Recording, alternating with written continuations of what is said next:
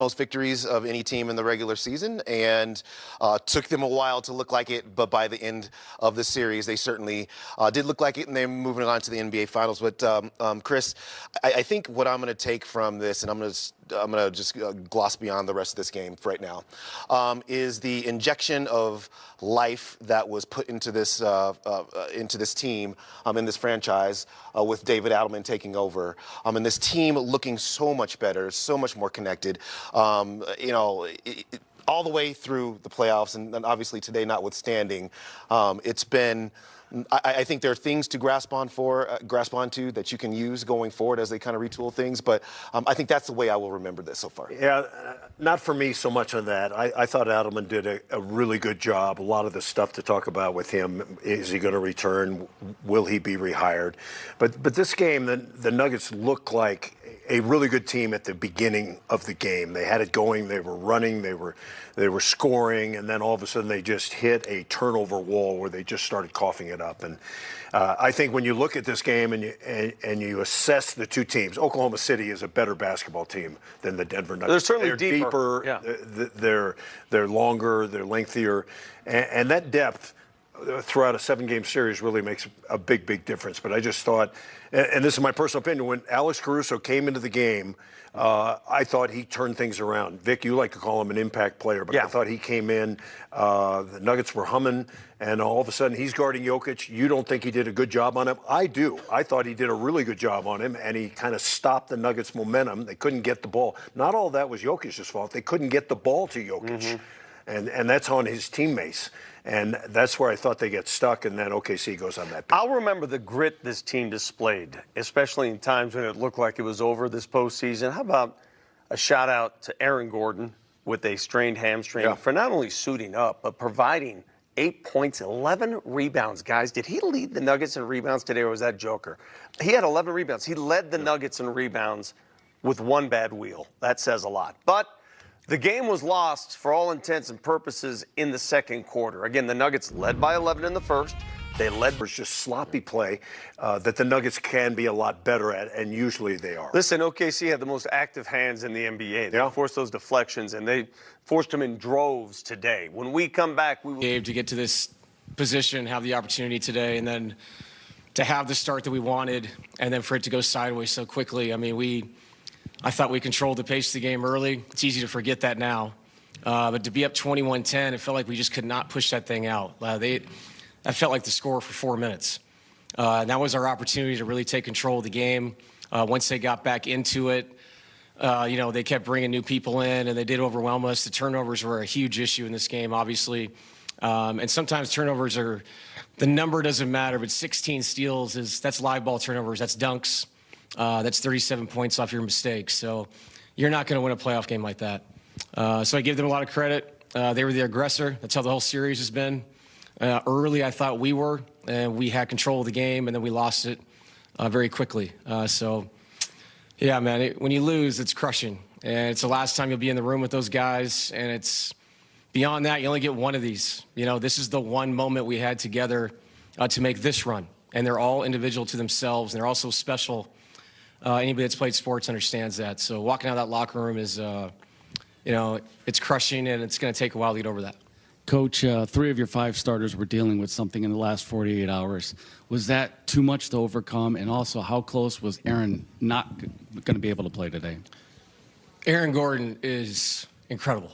What he played with today, I don't know many people that would even attempt to go out there and run up and down. And he did it in a Game 7 against Oklahoma City on the road. That was one of the most incredible things I've ever seen. So, yes, he was extremely close to not playing. I was surprised, that they said, no, he's a go, he's going to start. I knew there was a chance, but in the back of your mind, you're kind of planning, I don't think he's going to have it. Guy had 8 rebounds at the half. He almost had a double-double going up and down in that kind of pain. Shot the ball. The 1-3 in front of our bench looks so comfortable. Like, it's just a testament to his toughness. Yeah, I can't sit here and say because we're beat up and this guy's sick that we lost. We got beat. And if we were that tired late, we certainly weren't tired early. So we had an opportunity to take control of that game, and we missed that opportunity at the end of the first quarter. And that run, to start the second, obviously at the end of the half, really put us in a tough spot. Coach, you guys, kind of, at the end of your talk, in the locker room, just kind of dapping each other up. And, was that just out of respect of the run that you guys made? And can you put into words, kind of what you guys went through from, the house cleaning towards the end of the regular season up until this point? Yeah, man, I think it's, groups, in team sports, you can fracture very quickly because there's a lot of different personalities in that room. And even though it's a team sport, there's individuals in that room too.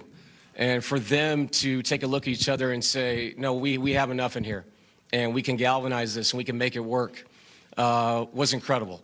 And I told them in there, it's about the man next to you. That's what you do this for. You do it for the guy next to you because you want the opportunity to be a team thing. And these guys did it. And, I'll go back and kick myself. Game 4 and 5 of the series, those are just as crushing as tonight because we had legitimate opportunities to completely control the series, but we just didn't follow through with that. But yeah, it's a testament to the people in there. It really is. It's not about one person. It's about the whole group staying together, believing that they could make something happen through injuries, up and downs, new faces, new people, new jobs, delegation, all the narrative, all that stuff. It wasn't about that. It was about the people in that room all the way up to the end of this game. So extremely proud of that group. Coach, recognizing the timing stinks, but not knowing when to see you again, how much do you want to be the one to continue coaching this team moving forward? I don't think it's time for me to think about that. We just lost Game 7. Our season's over. Decision makers will make that decision. Obviously, blessed to have this opportunity to take the helm and lead this team. Something, obviously, if I'm not back next year, I'll obviously never forget this. It's been an incredible experience. And to have the buy-in from the guys was really special for me. And, what we did at the end of the season, like I've brought this up a few times, but everyone's going to remember these Game 7s and the playoff series and all that. I'm going to remember the last 3 games of the season because we showed up in Sacramento in a must-win. We did it. We did it with Memphis on a Friday night. We did it in Houston. 3 teams that were vying for positions. So those were big-time games. For the guys that quickly to come together and give us this opportunity, very special to me. I'll never forget it. Something I think down the road when I'm older, this group will always remember this. It was about us in that room, like I said. David, before the series, you kind of joked about OKC being a 72-win team at that moment. Regular season gap was 18 wins, but you guys had split with them going into this game in total. How close do you feel like you guys are to being at that sort of championship level with a team like this that won as many games as they did? Yeah, I think, through the next season, whether I'm here or somebody else is, it's just about getting to the finish line healthier and not having to grind like we did through the Clippers series. And that's going to be a challenge. We, as these guys get older year by year, we have to maintenance them. And if you're going to play a young team like that has, unbelievable depth, very good coaching staff. Obviously, Mark does a great job. You have to have the freshest version of yourself. And that's part of the reason why I am so proud of these guys to get this to 7. We grinded through this. The Clippers series is the same way. Grind long enough to give yourself an opportunity. And today was the same thing. It went the exact opposite way as the Clipper game. But you can't win these games unless you get to them. So if we're going to get there, we're going to need people to improve, people coming back. We have to improve our depth. How do you do that? Well, I think you have to have player development this summer. We have to see guys take strides. And if they do that and we can find a longer rotation, I think it makes you better when you get to these moments, in April, May, hopefully June. Coach, you talk about, obviously, this being one of the historic teams, of all time with their record and defensively how they present themselves.